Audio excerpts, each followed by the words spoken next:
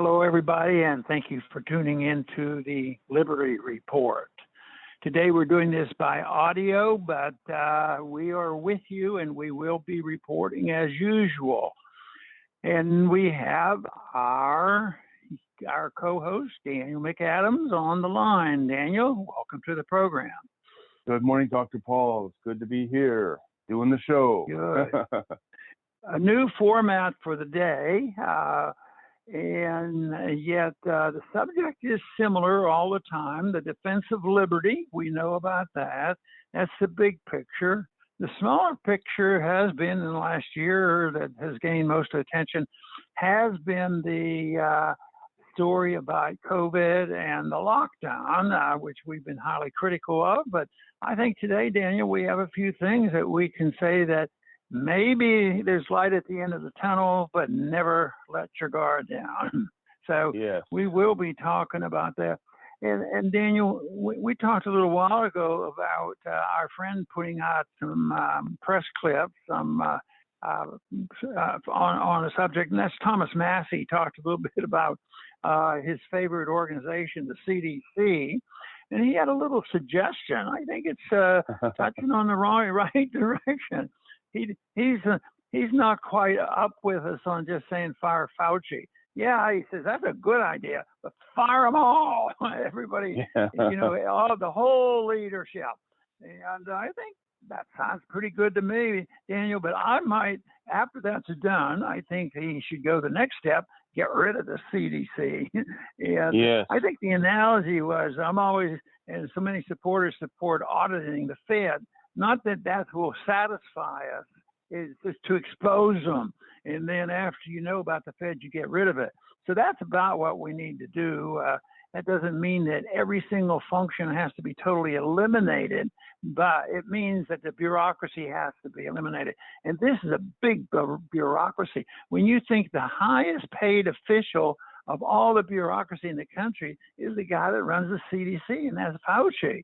So that should annoy a lot of people. And Daniel, I think people are waking up. And Thomas makes a few good points here today with his little comments, because he's been on this early on. It's not a Johnny come lately. He wasn't in favor of all this nonsense ever. So I think that's a step in the right direction, certainly. Yes, and he tweeted out earlier, if the government response to this virus has taught us anything, it's that everyone at the top of the CDC needs to be fired. It's being far too generous to characterize their constant stream of lies as misinterpretations and typos. And that's a pretty strong statement, constant stream of lies. But, Dr. Paul, we've been covering this very closely for the last year. Some might say we're too obsessed with it, but it seems to me, at least, that it's the greatest threat that we've seen to our liberty in a long time, and that's why we're so focused. So calling it a constant stream of lies, and we can go into some of the specifics that he points out about this, but it's definitely not, I don't think, an understatement to say this. It's been a constant stream of lies, and now we're at the point, I think we started talking about it, we talked about it yesterday, now we're at the point where there needs to be some justice done as we're seeing the mistakes that are happening. And Thomas made a few comments, too, about the reporting of this information, which has always been a challenge for us, because they report information on number of cases and number of deaths and never really questioning the testing process and the treatment process and the danger of lockdown. But he does make a few points there that there was gross distortion, just part of that whole scheme to terrify people and get people to roll over and say, well, this is bad.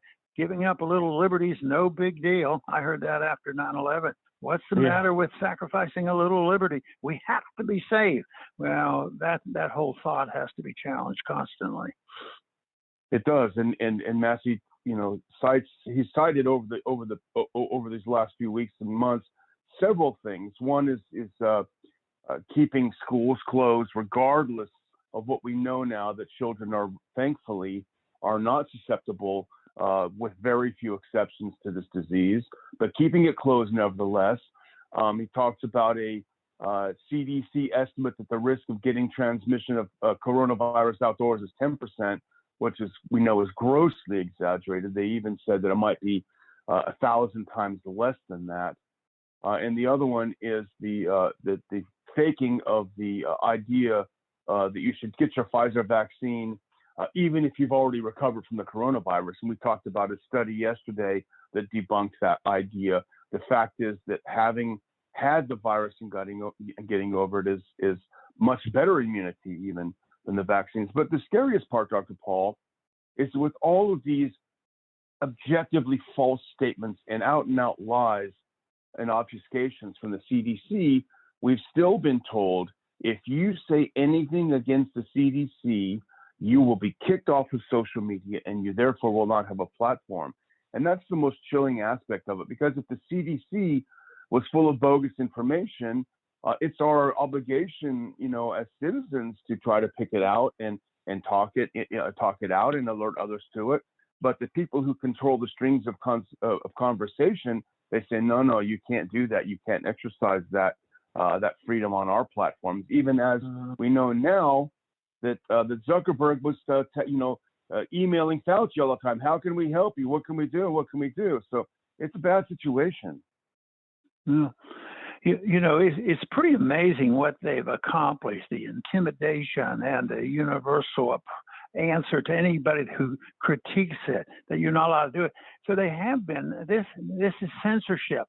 And you say, and they have it set up perfectly to make it a little more difficult to attack, because they say, well, that's a private company. Why you should worry about it? But the more you look into it, you find out that social media is does not fit the category of a private company. I mean, and then when you think of what they're protecting, the establishment, they're pretty good organizers, because you have the pharmaceutical industry, you have the social media institution, you have the bureaucrats coming together, and they have been pretty consistent. That's why they got away with this, because they did accomplish their task of terrifying the people.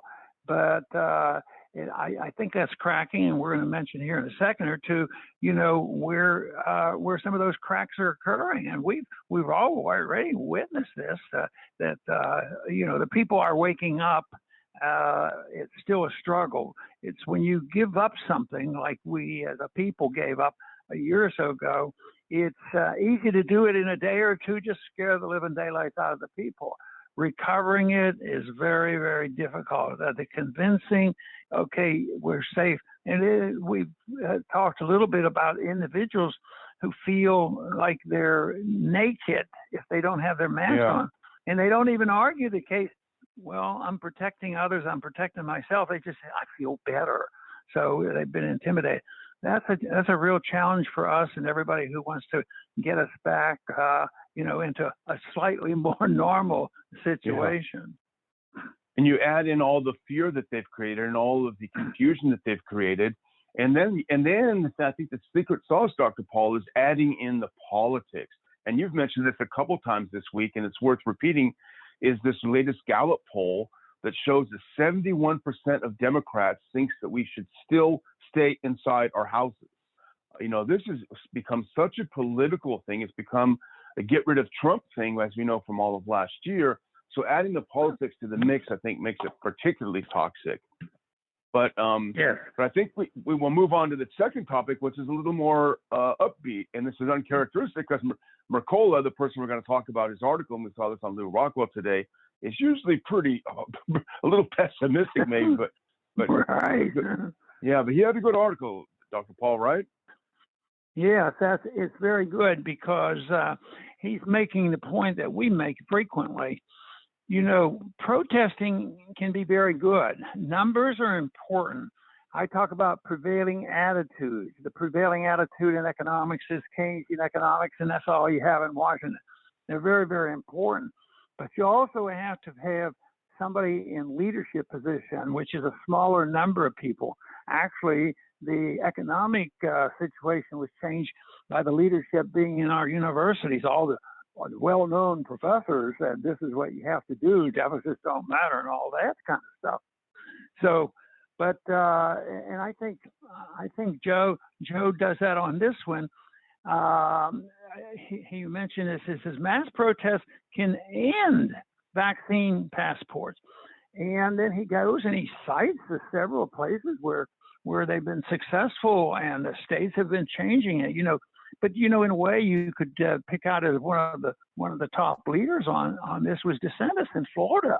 He stood up against it where there was, you mentioned just a minute ago of, if you don't go along with this, you can be punished, and you can be punished politically, economically, and financially, and everything. But he did it, and it's a little bit of contagion. Now we're seeing larger crowds, and that's what Mercola was excited about. A lot of people are coming out now, and I think he even mentioned some worldwide events where people finally have had enough. It's still amazing though. Is let's say that we're basically right about a lot of the lockdown being totally unnecessary and concocted.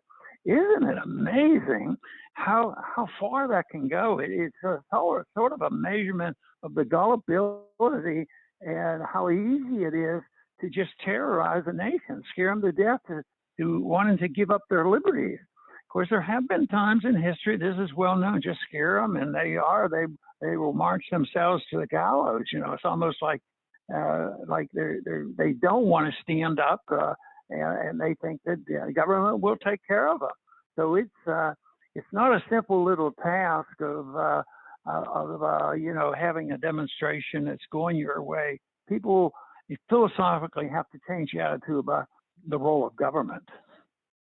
And it's very clever because there's a very small layer of society that is extraordinarily motivated by politics. Unfortunately, they have authoritarian instincts, and the vast majority of the population, because of things that you always point out, the problems with inflation, the destruction of the middle class, they're too busy trying to earn a living, and trying to keep their jobs. They can't at the drop of a hat jump out into the streets and protest. So our side, the pro-liberty side, is at a disadvantage. Now, you mentioned DeSantis, and we know now from the emails that Fauci was seething behind the scenes at what DeSantis was doing. I think he knew that the gig was up when he saw what DeSantis was about to do, and that's why he was plotting behind the scenes to do whatever he could to stop it. But in Dr. Mercola's article, I think it is encouraging because he talked about a protest in London at the end of May of this year, where it was just a couple of hundred people, and they went into the Westfield shopping mall in London protesting in favor of no vaccine passport. And the next day, the UK government said it's going to scrap its plan for vaccine passports. Now, we don't know about a direct cause and effect, but the good news is it doesn't take 800,000 people, marching through. It just takes a few people doing some smart little things, smart little protests to get attention. That does get the attention. That doesn't mean that the UK government's going to give up forever. They've got to be on their guard, but you have to add and build on these small victories until you get, enough power to really overturn it. There is something very important about a leader standing up and saying something, and then people, shift their viewpoints and become more, you're used to thinking in the way the person is talking. But there's also this situation where, you have a DeSantis come along, and you have other people in the country, and they're going along because they've been only intimidated. But when somebody stands up and goes forward and speaks it out, all of a sudden, it isn't so much that they've just immediately converted people. It makes people feel a little more comfortable in saying, he's saying what I really believe. And then they get a little bit of courage and they speak out. So regardless of what the mechanics of how the views shift, the whole thing is who's speaking the truth and who can convince the people. So they throw the word around a whole lot, the lies and innuendos and the threats and all this. But ultimately, I think the people are pretty darn smart. One time I was asked by a student after I gave one of the debates, and he says he really liked me talking and defending the Constitution. And I said, well, so-and-so just said the same thing. He was for the Constitution. I said, why aren't you over there telling him that you were glad he was talking about the country? He said, I didn't believe him. So there's something about it. Words aren't enough. I think there's something about the way people are told and people are known, at least in the people who love freedom, they can sort it out. And of course, that's what the voters have to put up with all the time. They listen to all the nonsense. And I think this, what I'm talking about, certainly happened in the Soviet system. You know, they listened to the government and they did what they were told and all. And then as soon as you read and hear stories about what they were really thinking, they had their own jokes and all their positions. They knew exactly what they believed in. And magically, even for that system, you know, it collapsed in 1989 and 1990. So let's hope what we're seeing right now, and Mercola is, I think, on track of this. We're winning some of these fights, and we need more momentum. So I hope we can add to that momentum and reject all that foolishness. If there's one thing we learned from your two Republican presidential campaigns, Dr. Paul, is that a decentralized group can often be extremely creative and think of things that you would never have with this sort of top-down, heavily bureaucratized organization. You know, the people, I was always amazed at the things that people came up with. When we were a minority, you were a minority, but somehow they got international attention because they were very clever and did clever things. And I think that should be encouraging to people now. Think up something unusual, get together with a few friends. Right. But one thing you may not want to get together with a few friends is if you're going to Washington State, because Dr. Paul, you know, and our friend Norman Singleton sent this over to us yesterday, but Washington State, they're desperate for you to get that jab. So what they're offering is free marijuana. If you get your COVID shot, they're going to give you marijuana. I think that even trumps the free burger that Cuomo's going to give you in New York. Yeah, this to me looks like a desperate last effort. And you know, I say, wow, this is really, you know, really, why are they doing this? Why are they doing this? But, you know, in a way, it shows their desperation. And even though it's silly and doesn't make any sense, and this is not the way a country should run, and you know, marijuana and a lot of other things that they make illegal, and there's no actual victim. The solution, of course, there is letting everybody do what they want and take their own risk and suffer the consequences if they hurt themselves, not the government. So this to me is sort of you know, silly and stupid and all that. Marijuana, and go ahead, now you can get your shot. What is wrong with this shot that you have to give me marijuana? Oh, that's, well, you know, we got to bribe you. And they've been doing it with alcohol and different things like that. I just wonder whether that's ever happened before, that you had to bribe people to get a vaccination. And maybe the people are onto something. Maybe the people aren't believing the government, but there's still been a lot of people who've lined up and they want their shot. So it's to me, it's sort of pathetic, but I think we should look at it as positive. It's end of the line, but be prepared. There will be another enemy, whether it's going to be medical or non-medical or foreign policy, but there's going to be another enemy to scare the people. And unfortunately, it'll probably be bipartisan right now. It's the spending in Congress. They ought to spend more time telling the danger of spending and the growth of government. And yet it's a strong bipartisan effort to make the government bigger, spend more money, and convince people that as if everybody's on marijuana, deficits don't matter. Just print the money. Everybody's going to be happy. Yeah, it's, you know, it's not an exact quote, but what somebody said earlier is, can you imagine if they found a cure for cancer? Do you think that they'd really have to bribe people with marijuana and beer and everything to get them to take it, you know, the real cure? So something's wrong here. The latest numbers on vaccine intake are extremely low. It's cratering. People are not lining up, and there are a number of reasons for that. One of them is that finally the truth is coming out, thanks to people like Massie and Senator Paul and others. The truth is coming out that if you've had it, you've got immunity, and you don't need a shot after that.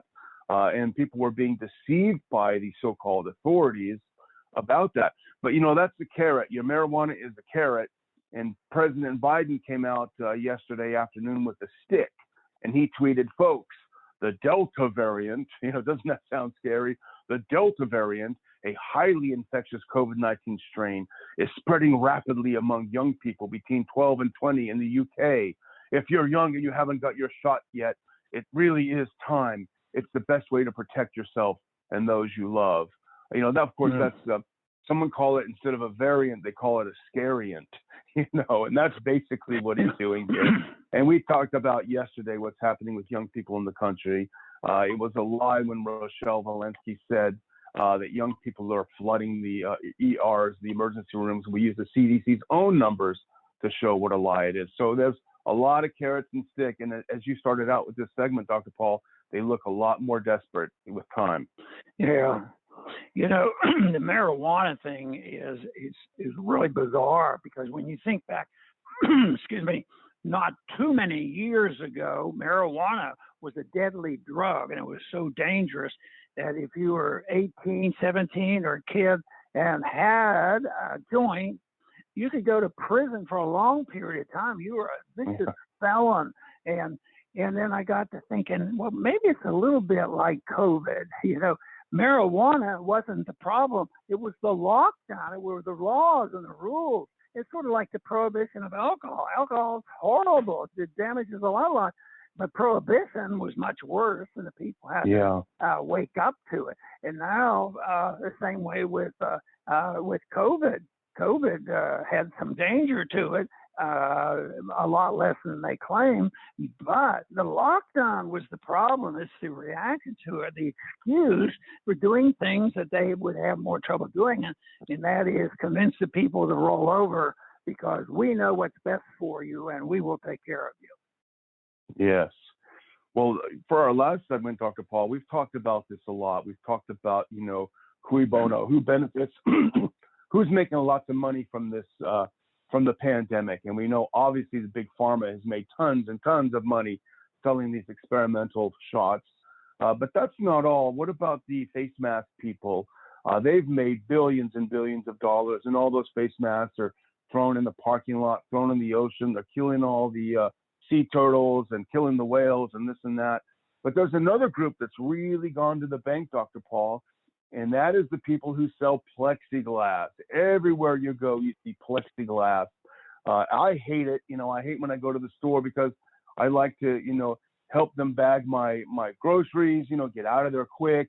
And you reach over there to grab it and boom, you hit a plexiglass. But we looked at an article that Bloomberg put out today. Sales of plexiglass tripled to roughly $750 million in the U.S. because everyone was clamoring for plexiglass. You'd think the environmentalists would get involved in this and say, some of this stuff isn't even good for the environment. Even those masks, like you mentioned, they're not good for the environment, and disposing of that is not very good, and it's also a detriment. It's a total failure. And yesterday we talked about the German testing, and all this lockdown and testing and masks doesn't do any good. But once again, Mercola is citing the places where things, things are improving, and that's the good news. And we want to continue that because I really do believe that common sense and telling the truth is on our side, and that should go a long way. Sometimes it's frustratingly slow, but ultimately, I think truth does win out. There's unfortunately so much suffering in between. Whether it's the mistakes we make in foreign policy, there's so much suffering until people realize it's stupid on what we're doing. In the same way on economic policies, right now, we're doing more and more economic interventionism, and that's, to me, a time bomb. And it's going to take a long time to get rid of all the mistakes made in the economy for the last 30, 40, 50 years, but it will have to happen. And these social mistakes and how we have allowed this weird way of censoring us, that that it's so intimidating. It has to be equal to, in some ways, to the Soviet system, how people got locked down and imprisoned, but it was usually a government official. Now it's a pseudo-government official. It's somebody who depends on the government for power, whether it's local government or whether it's big business. And the one good thing, and this is Bloomberg, which is about as mainstream as you can get, is they're starting to quote people who are going against the narrative. And in this case, the article that we saw this morning, Joseph Allen, he's with Harvard's Chan School of Public Health, so my guess is no slouch. And he said, there's not a single study showing that clear plastic barriers actually stop the spread of the virus. Here's a quote. We spent a lot of time and money focused on hygiene theater. The danger is we didn't deploy the resources to address the real threat, which was airborne transmission.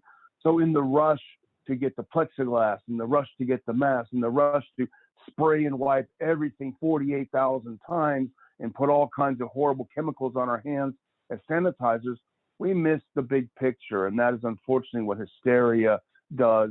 Hysteria tied up, of course, with the propaganda of the media. So I guess we can be happy that finally some people like Dr. Allen are speaking out about this. Yeah. Well, when the dust settles, we'll find out that the lockdown was so much more dangerous. And you would not have lockdown if you didn't have big government, if you didn't have the CDC, and you didn't have Dr. Fauci earning his big buck, and you didn't have the corporations in bed with the government. It just wouldn't happen if you didn't have the inflation to pay for all this nonsense. Think of all the malinvestment, the amount of money that has gone into this, and then they come up with the stupidity of paying people to stay at home, and then they have a shortage of workers when people should be looking for a job. It is totally nuts. It defies all sense of logic. And I just believe so sincerely that if people were free to make their own decisions and take care of themselves and act responsibly, it could not be as bad as what we're putting up with now and the craziness that we put up with in the last 100 years or more with our foreign policy, which is something that is still around that we have to deal with. Yeah, absolutely. Well, I think are we ready to close, Dr. Paul? Yes, I think so. Yeah, I would just thank our listeners today, not viewers, but thank our listeners today. I must confess, I am not in a sport coat as I normally am because we're doing audio, so that's nicer. But we lose some of the dynamics when we do it audio only. But we still thank all of you, and we're happy that you are joining us. I will say I don't want to tease this too much, but we have a couple of very big announcements coming up in the next few days, perhaps at the very beginning of next week. There are going to be some RPI events this summer, and they're going to be very exciting. We're working very hard to put things together, but as soon as we can, we will let you know. And Dr. Paul, I'm so excited about seeing our friends again after this devastating year of being shut up and not allowed to do anything. So watch this space. Dr. Paul, over to you. Very, very good. And I think the information you just gave us, Daniel, is part of the positive aspect of this that Mercola wanted to talk about. Things are opening up, and literally places where we wanted to go and attend and visit have called us and say, hey, no, look, things are getting better. And then I expressed to Daniel, I say, yeah, that's good, and I'm excited about it. But isn't it a shame that we feel good about getting a little bit of our freedom back again? We're supposed to start with freedom. That's what the revolution was all about. But now we're just trying to struggle to get bits and pieces back again. But it's alive and well, and there's a lot of people out there. A lot of people are, have a distortion and of what's going on, and have too much trust in the government. But it'll take time, and that's what we're doing this show and the RPI exists for, is try to introduce the ideas that can counteract big government ideas, because one shortcoming that we have had for constitutionalists and libertarians is that we are said to be less compassionate, and we don't care about people. But the plain truth is if you do care about people, you will think about a free society. And one thing is, it's always much safer, there's less war, and there's more prosperity. And then we don't always win these arguments. Just think of the last 100 years. Libertarians have been around for a long time, but we just haven't done a really good job to say, reject authoritarianism. And of course, that's what the bottom line is for me, is lessons have to be learned, and give up hope that you're going to get a free lunch by the government taking away your liberty. Doesn't work, and it undermines the spirit of the Constitution, and that is hopeful that we can reverse that. But I do want to thank everybody for tuning in today to the Liberty Report. Please come back soon.